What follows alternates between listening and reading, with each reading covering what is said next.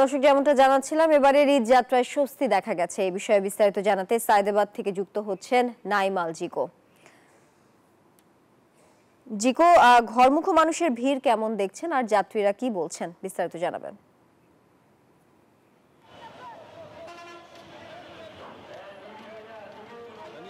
বলছিলেন যে এর আগেও আমরা প্রতিবেদনে দেখছিলাম, এবার আসলেই কিন্তু যাত্রীরা বেশ কোনো রকম ভোগান্তি ছাড়াই নিজ নিজ বাড়িতে নারীর টানে ফিরছেন। এবং আজকে এই মুহূর্তে রয়েছে আমি সায়েদাবাদে। এখানের চিত্র যদি দেখাই যে সকাল থেকে কিন্তু এখানে যাত্রী ছিল না বললেই চলে, তবে বিকালের পর থেকে কিন্তু যাত্রীর চাপ আসলে বাড়তে শুরু করেছে। অনেকেই যাদের কিছু কাজ ছিল, নিজের ব্যক্তিগত কাজগুলো শেষ করে কিন্তু এখানে এসে উপস্থিত হয়েছেন এবং এখান থেকে কিন্তু রওনা দেওয়ার জন্য নিজের গন্তব্যের বাসটি আসলে ধরছেন। এবং যাত্রীরা বলছেন যে বিগত দিনগুলোতে আসলে বাড়ি যাওয়ার জন্য যে রকম অগ্রিম টিকিট কাটতে হতো বা তাদেরকে এসে হলো টিকিট নিয়ে হ্যাসেল, ভাড়া নিয়ে একটি ঝামেলায় পড়তে হতো, সেটি কিন্তু এবার নেই। এবার এসেই হলো গাড়ি পাচ্ছেন এবং পছন্দসই সিট পাচ্ছেন এবং সেখানে করে কিন্তু তারা চলে যাচ্ছেন বলে কিন্তু আমাদেরকে জানিয়েছেন। এখানে যারা বাস চালকরা রয়েছেন এবং কাউন্টারের যারা ম্যানেজাররা রয়েছেন, তারা যেটি বলছেন যে সকাল থেকে আসলে ভিড়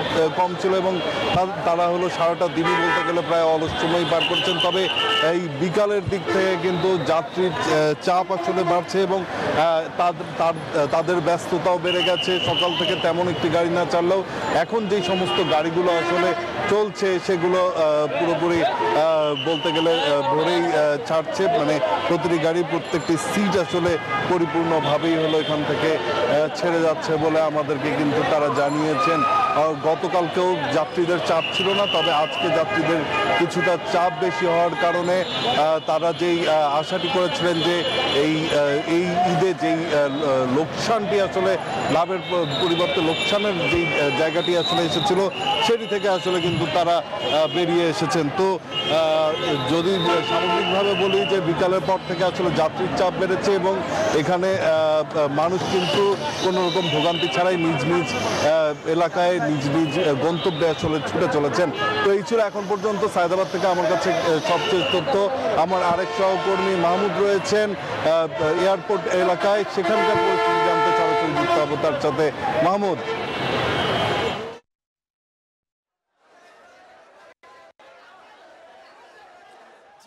ধন্যবাদ জানাচ্ছি।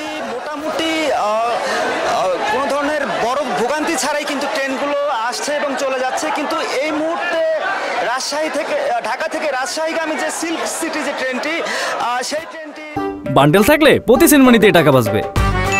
বিকাশ সেনমানি বান্ডেল কিনে জিতুন প্রতি লেনদেনে।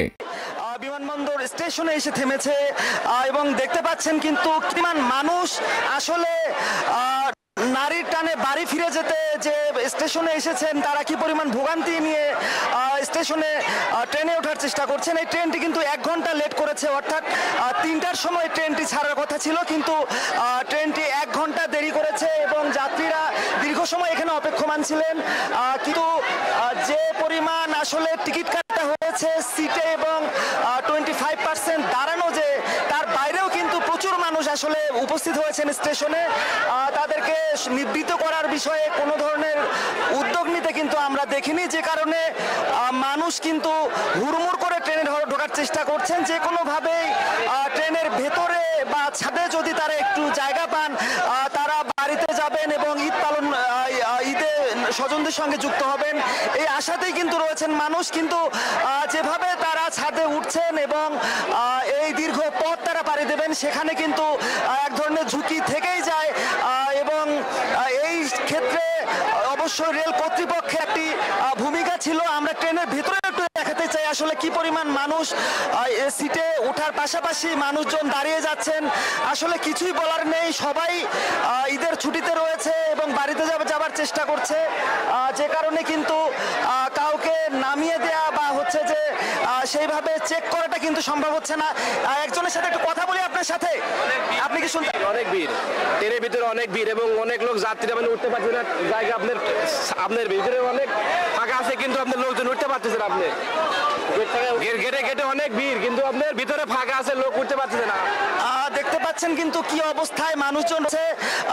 5 মিনিট ধরে ট্রেনটি এখানে দাঁড়ানো রয়েছে। এখন পর্যন্ত এই ট্রেন কিন্তু তার নির্দিষ্ট যে গন্তব্য এখান থেকে রওনা দেবে ট্রেনটি কিন্তু রওনা দিতে পারেনি এবং এখনো প্ল্যাটফর্মে বহু মানুষ অপেক্ষমান রয়েছে যারা এই ট্রেনগুলোতে করে বাড়ি ফিরবেন। তো আরেকটি ট্রেন যেটি খুলনাগামী সেটিও দেরি হয়েছে, সেটিও আধা ঘন্টা লেট রয়েছে।